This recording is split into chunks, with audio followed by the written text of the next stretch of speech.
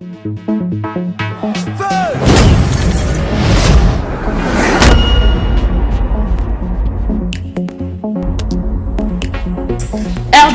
Flash Flash, la qualité, le sérieux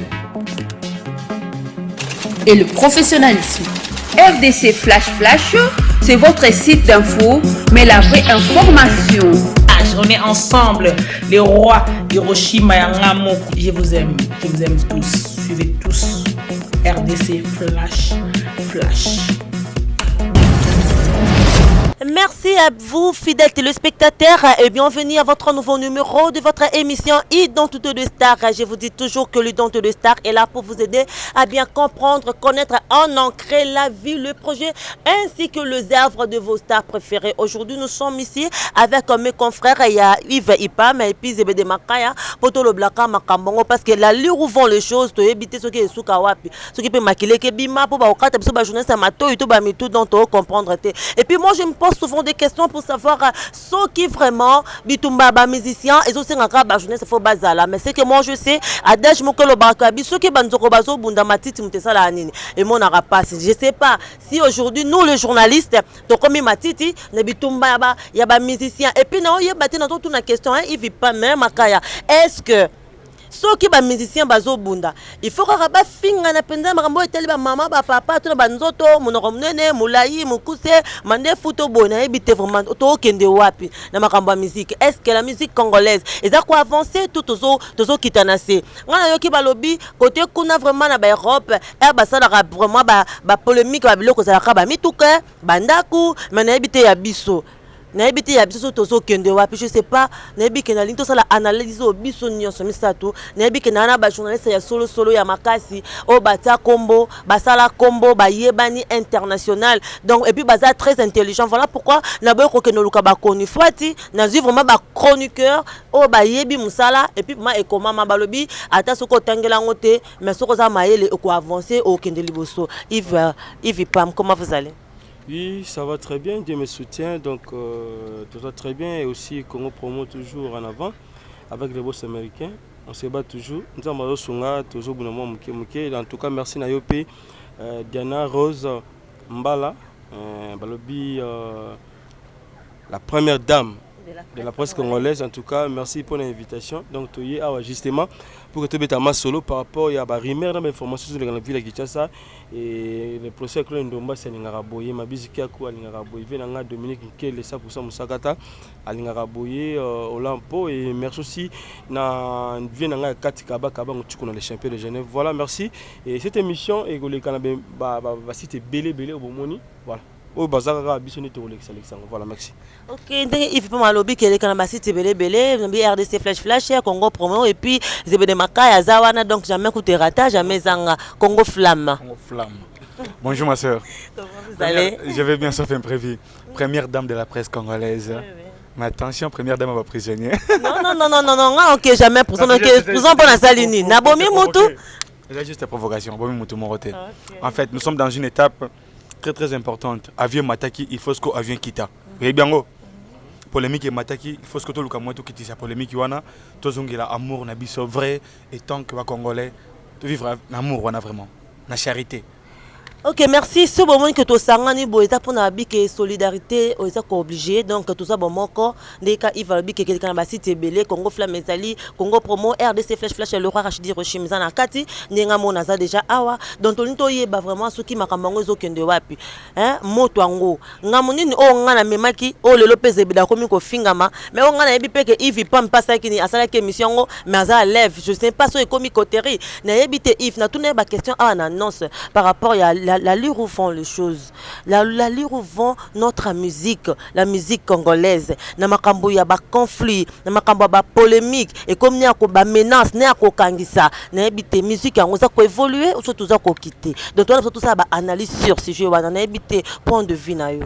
Voilà, merci pour la parole. Ngala loba boye, et on dit la musique congolaise ce qui est comme le na déclin, c'est parce que amon d'abord ils étaient entre ba mission na biso.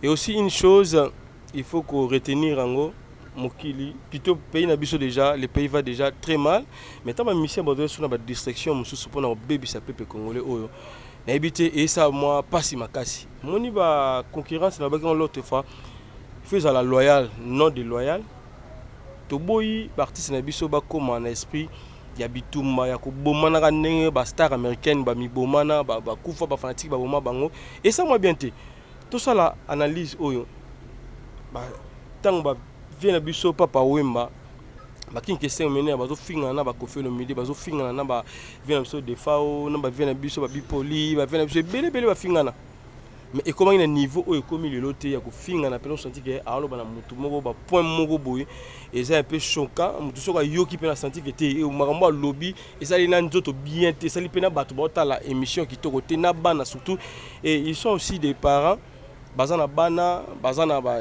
leki bazana basi bazana ba bokilo bazana ba semeki ils sont de responsables. Voilà, ils sont des responsables lelo autant bazo finga ni tinga lokola ngabwe na vana ndako zebede makaya a finga nga mona na nga Elise Vipan a tala nga na ndako a tala zebede makaya ba ndinga zo finga nga et ça non nding et ça bien té musique na surtout sur la bolingo au mona marambe kene ndinga ezaki liboso. Est-ce que tu peux imaginer cri au faire rigolo la boaki fali pour jamais ko boka ngo jamais ko bina même danse quelque ko ina faire rigolo on a kala babande ko bina ndombole bina ma partout yakiwa au mona empire betango kinge semene a betango wenge betango kofelo mida betango zaiko ba ko bina ngo mais ba boki wana te et ben ça la force de la musique congolaise le force on est parce que amour est suscité bolingo c'est sila nango musicien comme boma muninga ne musicien a comme le à travers mutumo be pour que a trahir muninga na ye a ko le ka producteur mo ah yingo betsa nani obeta CBD a ça la pire ko betsa été mutema mabende ka monsieur Google la lobaka ils appellent sika et comme bima pona ba musicien na biso donc ya sachet pena sika ba comme bota ngo pena ko bota mikolo yo na comme pour la musique et juste ça la bienté et on moni batona ngambo bazo gagner biso parce que bolingo ezana entre biso na biso. Voilà. Okay, merci. Là, c'était Yves Vipan, Babi Jeunesse à Monene, à Katia Congo Promo. De ce qu'on a Congo Flamme, mais pas à ZBD. Point de vue à ZBD par rapport à Sijo Tozolobela. Depuis 1955, Zagui de bien musique congolaise et qu'on soit ampleur en 1960. Tant au temps, père la musique congolaise, tout le monde a Grand Calais, tout le monde a vieux Wendo Colossoy, père la musique congolaise. Mais ouais, Jeff Calais. So, tel asiko lelo oyo, où nous sommes. Bandeko batika la responsabilité musique congolaise yango. Est-ce que bazako pesa sous musique aura valeur? Et non. La musique est l'art de combiner les sons d'une manière agréable à l'oreille. Mais aujourd'hui, comme la musique est l'art de combiner les injures d'une manière agréable à l'oreille. Et les insanités? Les insanités d'une manière agréable à l'oreille. Pendant bato alinga buzoba. Tozo kende wapi. Biso l'autre tozo parti pris à mutu morote. Parce que tozali ba pire ba musicien morote. Mais tout cela très bien, et tant que chroniqueur congolais, même si bien soit chroniqueur, c'est pas un problème de rien. Non, nous sommes des chroniqueurs, chroniqueuses, il y a solo. C'est une maladie, c'est une maladie. Congolais bazana yango. Congolais zandeni. Afinga mutu mabo yemo pasana. Tant que yo musicien, ozu mutu mo tie pembeni na yo, soit disant chroniqueuse, to chroniqueur mo boye pembeni na yo, pour finga ka batu mosusu. Il y a la chroniqueur tité. Mais quand une fois tu es manani, on a le droit de réponse. C'est ça le mal chez les Congolais en Guana. Il y a mon musicien, on a une insanité. On a dit que c'est pas un problème. Il y a la musique qui est en réalité des choses. On a une insanité. Tu as une musique forte. Mais tu as valeur. Mais c'est parce que au sein salon quand même un peu bien à la norme, mais tu as moins valeur. L'autre aux Awapi. Cardinal Mosengo, abengisi ba chroniqueur, ba joueur, ba musicien, ba comédien dans notre dame lingwala. C'était pas pour une messe. C'était pas pour une messe. Mais c'est là qu'il y a une convocation solennelle Yves Patos. Est-ce que conseil excusez, c'est juste pourquoi? C'est ça la question, il faut se demander hein. Voilà.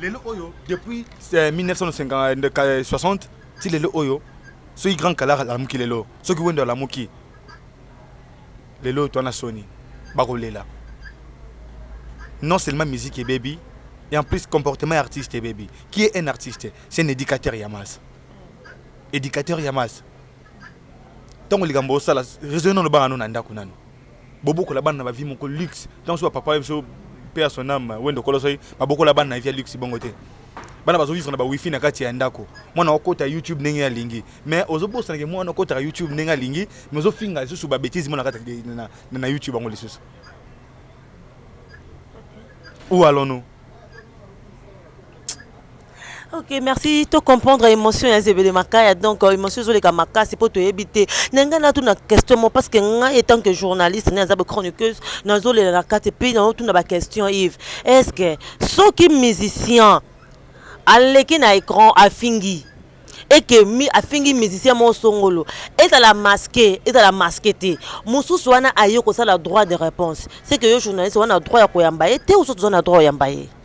Non, journaliste il faut ça musala comme il faut.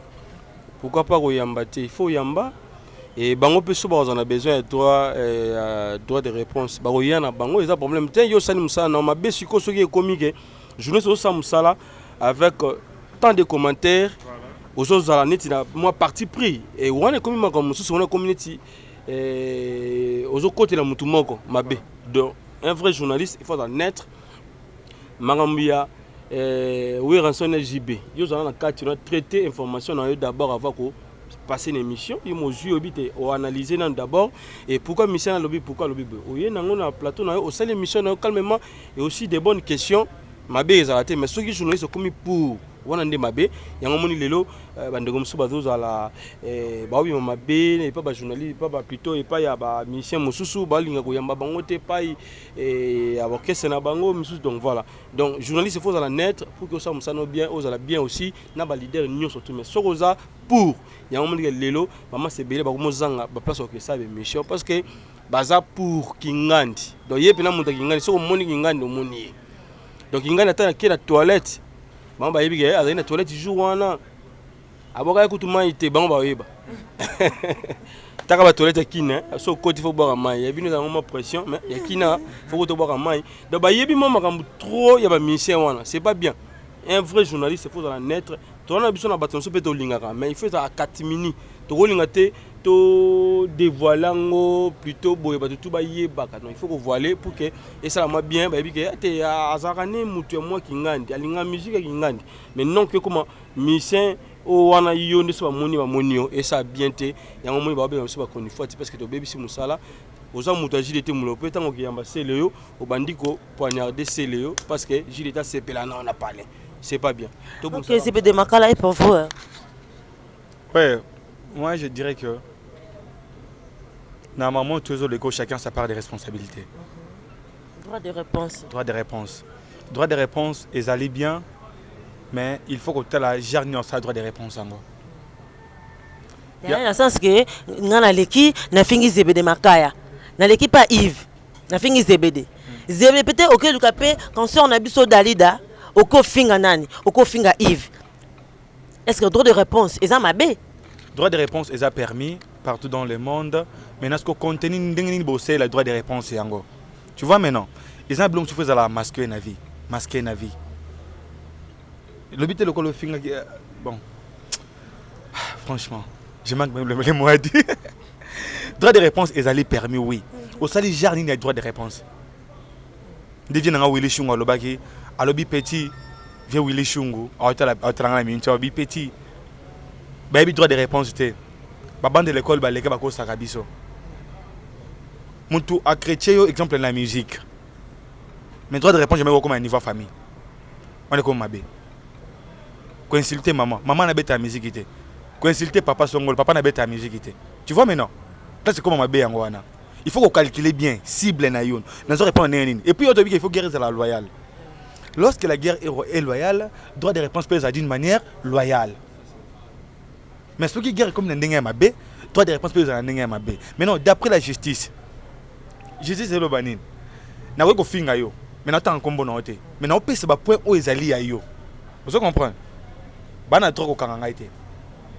Mais tout beau c'est na raté. Public était là sur ba zo baté. C'est le nom bi exemple na lobby.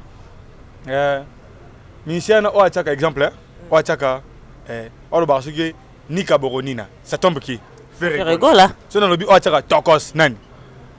Fali poupa. C'est na ti o ataka Agbada nani. public est basobati. Balandara très bien. Ils ont fait d'une manière masquée, mais chronique. Quel rôle permet il faut tout le bas. Ce qu'on a sagité, il n'a pas mis ça à combat bateau. Et puis, ils ont occupé exact. De la façon, ça a le droit de réponse. Et puis, il y a plusieurs manières de traiter les cambos. Vous en comprenez? Même tous les erreurs traiter en télévision, étant qu'artiste. Ok, CBD, il y a un problème autour voilé tout au bombarder, vous avez société où les candidats au sein de la République démocratique du Congo et puis la musique congolaise. Tu as vu qu'il y a guerre maintenant entre Frigola, Fali Poupa et puis Kofi Olomide. Oui, Olomide. Guerre ici la Lelo. Ok, guerre on est ici la Lelo. Tu as vu que c'est entre les trois musiciens on a jusqu'à la première dame de la presse au Ngana Zabasé Nini. Batina Kata Bimi le quoi Matiti ya. Bimi le quoi Matiti. Ce qu'on a moupé c'est Nini Zebede soit yambinga l'émission na ba comme finga na Zebede. Sikoyo to yebite guerre wana et banda qui je ne sais pas ce qui Diana Ross au Nazana Zalaki. To yebite ce qui Zebede Makaya au Zalaki. Il fait pas au Zalaki mission. Aux quitté mais babengaki pour na droit de réponse to lobby hein ba bomi mutu na kwa fe na bino d'abord quand tu nio so za ndinga na pour raison d'enquête même si ce que concerné donc à travers cette émission j'espère bien qu'il va leader en tout Hollanda yango il y a une manière payer ya quoi ça bon OK va vérifier l'émission très bien à mon cause non innocente d'une bonne manière ça va trop qu'elle ne va plus tuer boy. C'est un peu ça. Donc, quand tu as le blague pour un sujet, tu as évité guerre wane bandaki. Est-ce que les journalistes sont tous là qui? Guerre wana bango bandaki yango. Yo kate bandaki yango. Ba journaliste sont tous là qui? Parce que tous le bela, tu as vu que tous pour faire rigolater, tous pour Kofi Olomide, pour Fali Poupa, tous contre bangote, tous ba naître. Tous le bla malgré si que ngana kati lelo bat ba finga nga ezaka batwa nani. Ya fait rigola. Bango bazo finga ngai. Mais to lobi toza naître. Ce qu'on a évité na guerre oyo. Oyo komi lelo na kati ya musique na biso. Oyo komi ko associé na ba chroniqueuse, na ba chronifuati, na ba journaliste to koti na kati. Na évité tozo kende wapi. Il faut le bla no makambo. Mais na évité analyse na yo. Logo mo muke consciemment.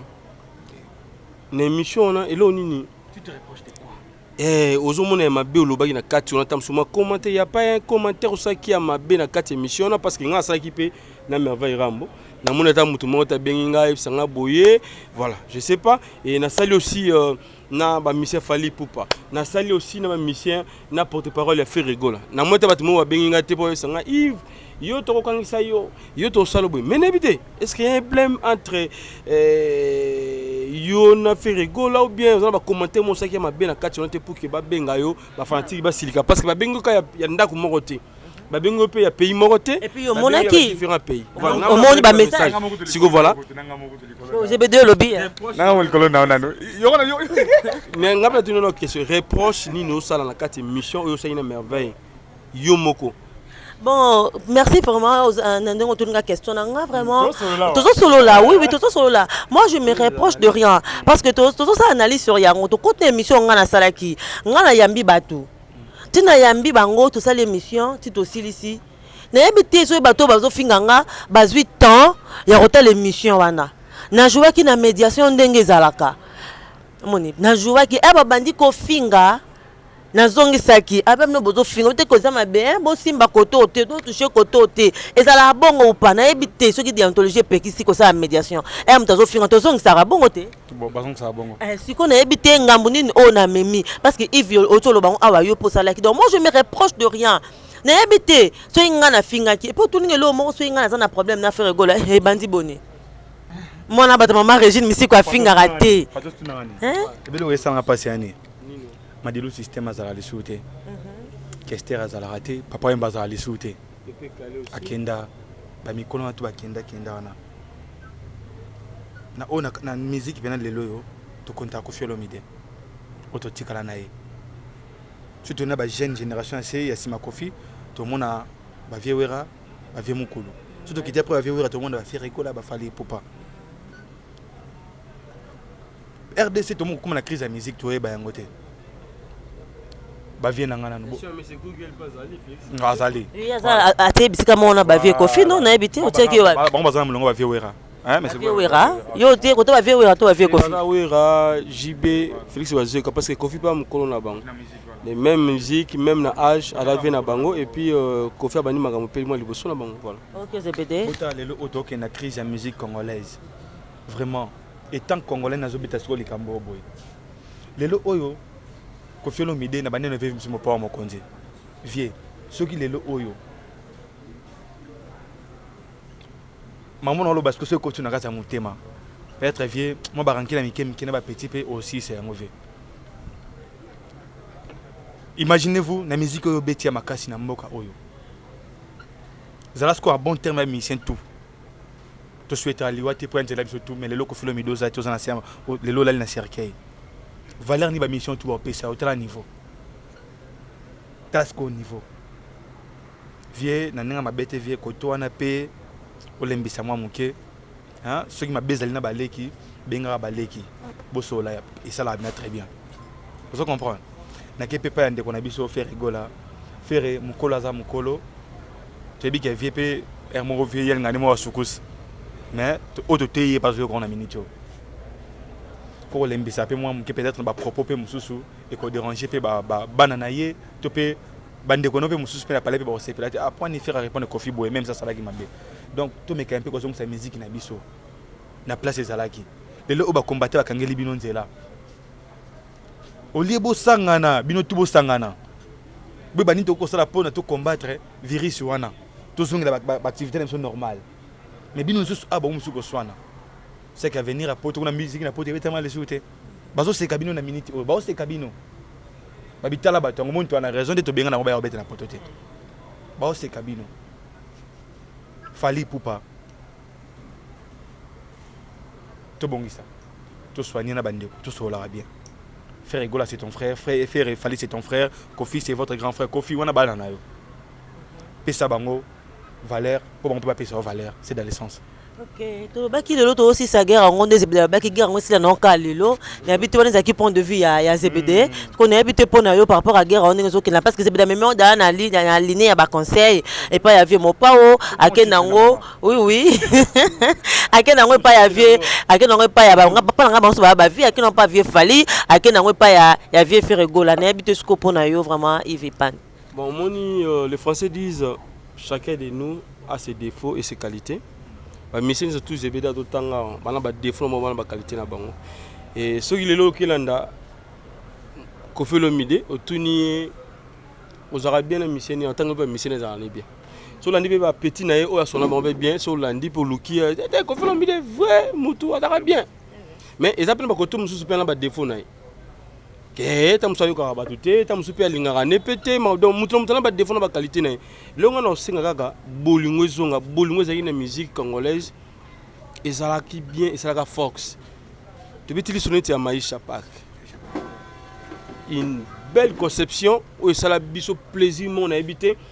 Otali bomoni king question mené avant de otali Félix Wazé comme c'est Google otali koto yo lambe otali koto yo Koffi Olomide otali koto manda chante otali dakumu otali bandeko ebele et pendant ça la bien tout le monde ba mission so battant ensemble mais lelo bolingo tango ezati yango ça que musique et kene na ko ndezo kene lelo oyo ka toujours musutu fanatique mo ya Chubi leader mo Mbembeli akufi ndenge salima na États-Unis ndenge na betagili sur l'autre fois ya ndeko na biso star munene Tupac ba bomaye et pas ami fanatique ya ami les prochaines tu vois on a jibine tu faire na Fally Ipupa donc Tupac ba bomier après 2 semaines ba fanatique ya wana ba yebi ba bomi leader wana wa tikalaki de ça qui m'a bé et tirel makamba bongo salama na Congo toza suna besoin ya ba buzo ba wana te fanatique kata na kingo likolo ya leader moko boye on est des chrétiens d'ailleurs de comprendre ma musique ne kendara to mo yo ka musique d'une manière superficielle voilà.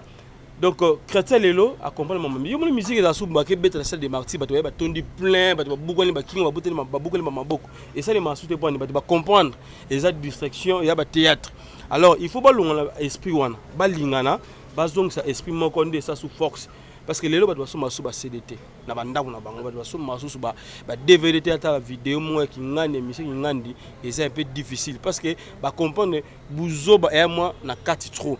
Bah monsieur bah lingana basa la force bazong sa bolingo wana nde ça aussi musique congolaise et kende liboso ndenge zalaki pour que esunga biso critique na biso ezala épanoui partout dans le monde eza aussi mon talibanda pas l'équipe qui a te fait rigola Michel Congolais c'est un Michel Congolais c'est un artiste c'est une star congolaise aye pas Fally Ipupa aye pas Gilete Monopo et moni et ça bien tozonga la bolingo longa na singa monga bolingo tozonga na bolingo zaki ya maisha pa merge biso monga to bomango bango monga ba mise bango ba bomango mais bolingo wana et ça bien yango ça fox pona et ça la RDC musique na biso toujours likolo. OK, merci. Nous tout wana vraiment on a roko baksa ezaka kana kata bolingo wana bo bakta pe respect boy bake o aza papa o aza yaya o aza leki omoni.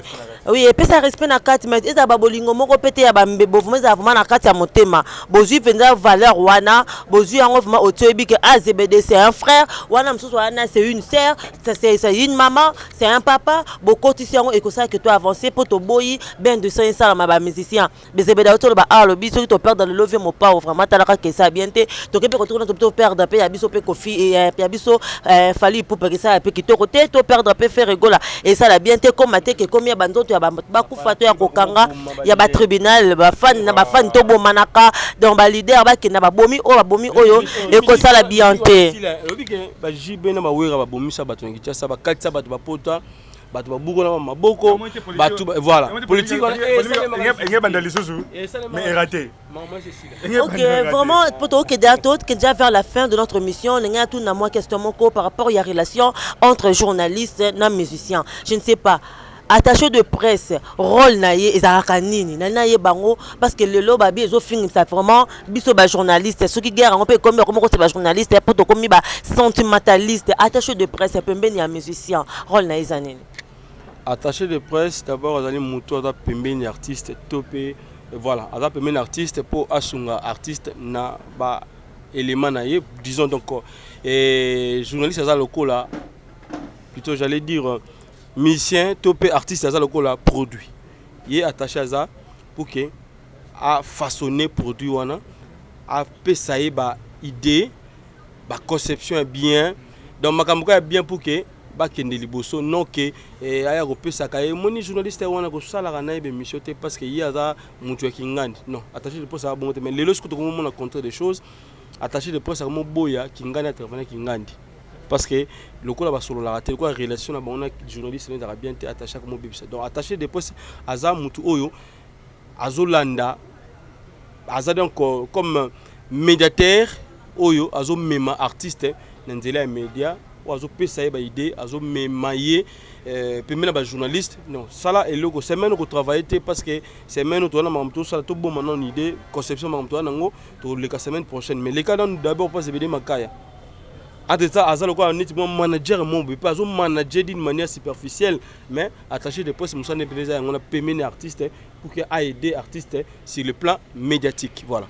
OK, ZBD commentaire sur attaché de presse. Attaché de presse ezamoto artiste azali entreprise azo sala ba biloko attaché de presse azo son artiste pour ateka et l'on sous bien vous comprenez et puis un attaché de presse azamoto il faut il faut faire bien rendre sur le téléphone allô Yves allô Bozap vous évitez le lo faire rigole to fali pour pato JDT azana activité boy bueno ki bozo élément azo teka image artiste azana te pour commissaire moutoune privé c'est pas attaché de presse azana mouto conduire artiste na bonne voix na média et non na déclin ya mon attaché de presse mingi simba na mboko za attaché de presse ba politicien mais non na musique congolaise ça comme pembeni ya babindombe donc pour ça yende et puis liberté d'expression exacte au moment mutoyer ayo sala émission tam siata attaché de presse hérité Watanabe ndayo sala émission hérité Watanabe te ko tune ba question ya makambo ya Ibwator te ko tune ba question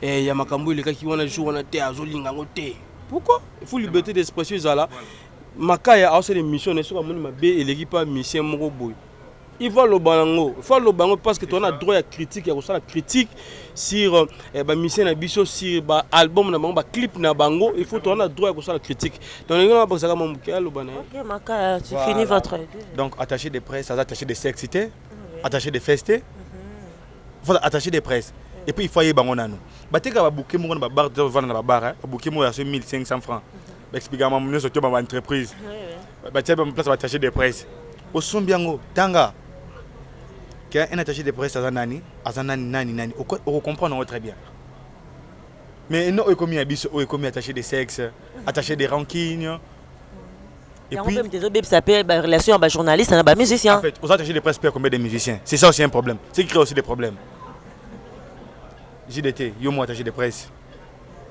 Kofi Olomide moi attaché de presse naé. JBM Piana attaché de presse naé car yo moko mutu moko. Au moins que mutu no osa ko surcharger mutu na yo. Et on se permet de ça n'importe quoi. Et belle comme une débauche. Dépression. Les gens ba lembi buzo bano sur toi. Vous comprenez? Il faut te parler m'embêter pas entourage va musicien. Entourage va musicien. Ok, tu vas parler ça parce que surtout au bazar mingi di banda ya poto. Bon ba concert musicien. Oh mikolo benda petit yana to benda petit to masa wana. Ya wana mtu. Ala gaz fond na poto bende pende fuza zane pembeni banini. Ba boss ne loko moko. Image ya musicien zo beba. Mais ba musicien sonde baza pouvoir entourer na bureau moko ba intellectuel makasi. Na nenga foti. yango pe linga na tuna yanga pe linga tuna zebede excusez zebede na tuna sikoyo importance ya bureau la bikaza bureau ya musicien au bureau ya Yves au bureau ya Kofi Olomide au bureau na poto tuna RDC bazana ba bureau ya malonga te ebele ba on surtout ebele ba bureau malonga te mais ça signé contrat mon chambre tu t'imagines on signé contrat mon chambre. So, tu n'as bureau d'année. L'épisode de Témis Mani, quand vous parlez, Yves, excusez. Surtout lundi bien, l'artiste n'a pas leader et belé, rappelle à moi tétitesse. Bah yo quand on a bombé bata bureau on a té.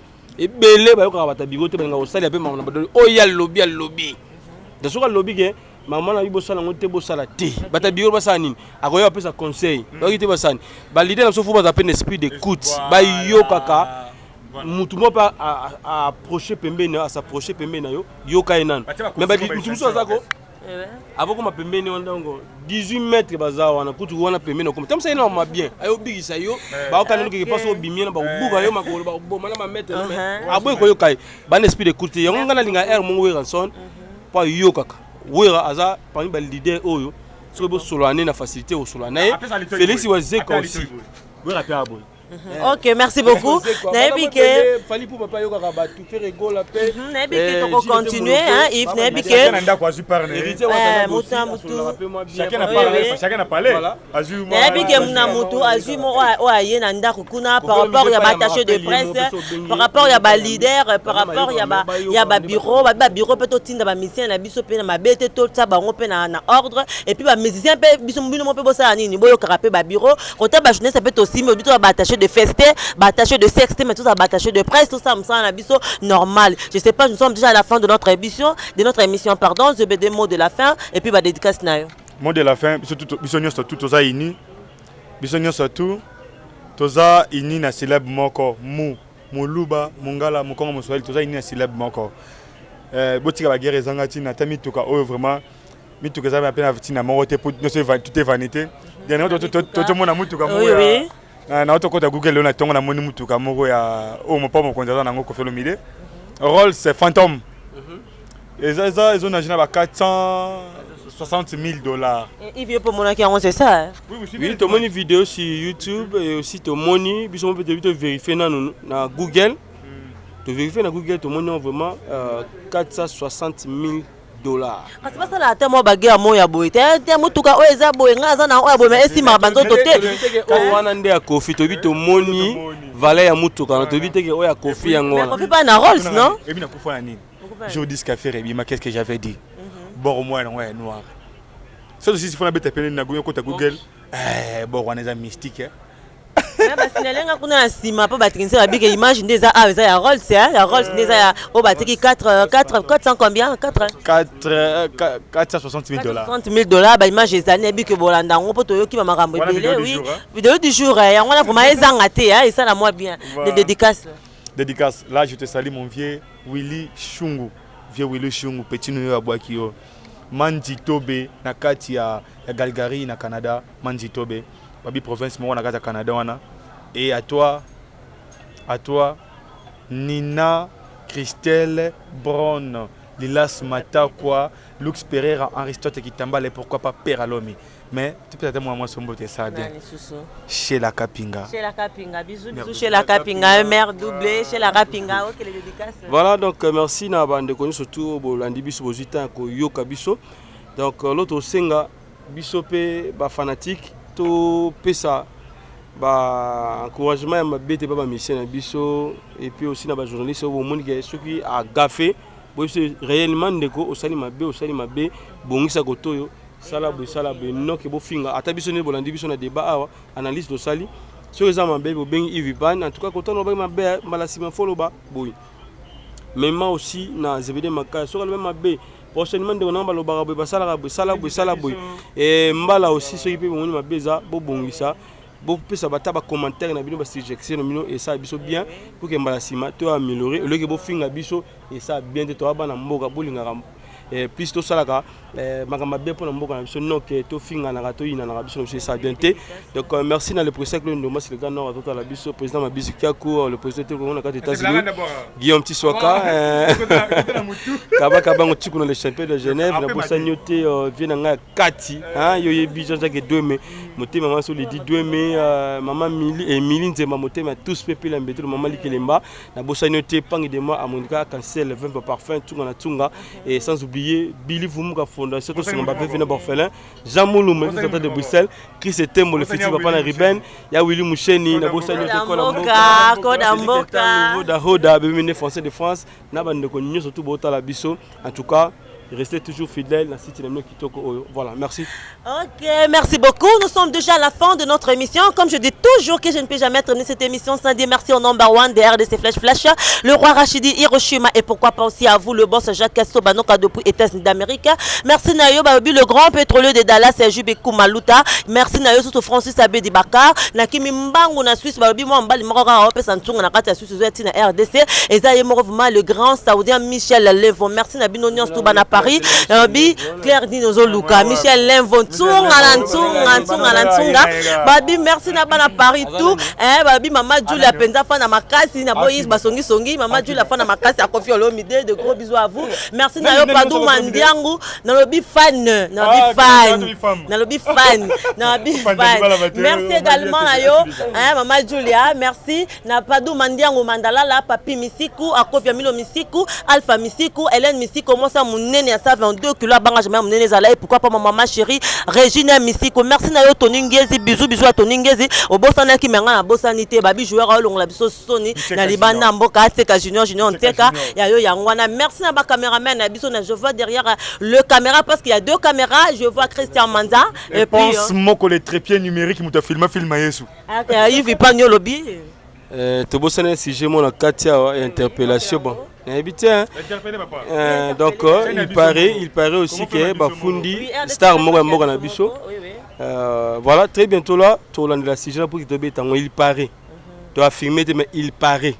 Mais tu as l'autre qui est, si c'est vrai que star Moga a interpellé. Pas pour arrêter, mais ils allaient juste pour un conseil.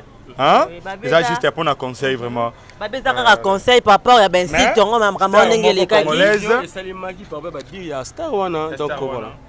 Voilà, star Moga a interpellé. Bino boyebi bato mikolo bezingé sala milo na YouTube. Boluka star nini o azali interpellé. Et puis vous bien. OK, c'est déjà la fin. De gros bisous à vous. Topé ma gros bisous. Restez toujours branchés sur RDC Flash et pourquoi pas aussi Congo Flamme pour mon temps. Congo Promo aussi dans les chaîne Nabino, Tozawana ba humble serviteur hein, Toza Absomisa tona servante Nabino mon na la première dame de la presse. Bye bye Tolinga Bino Mingi Christian Manta. Bisous à bisous. Tout en a.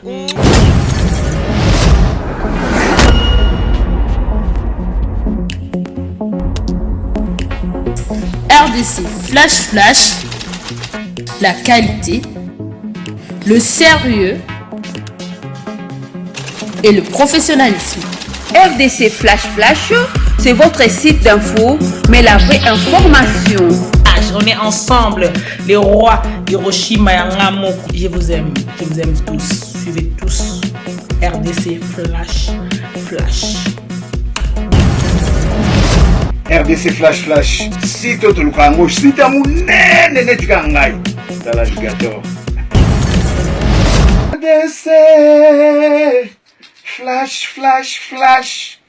Le roi Hiroshima lelo a commis alligator a kolia bino muke bwa mike a kolia bino mike RDC Flash Rachidi Hiroshima le roi Rachidi Hiroshima.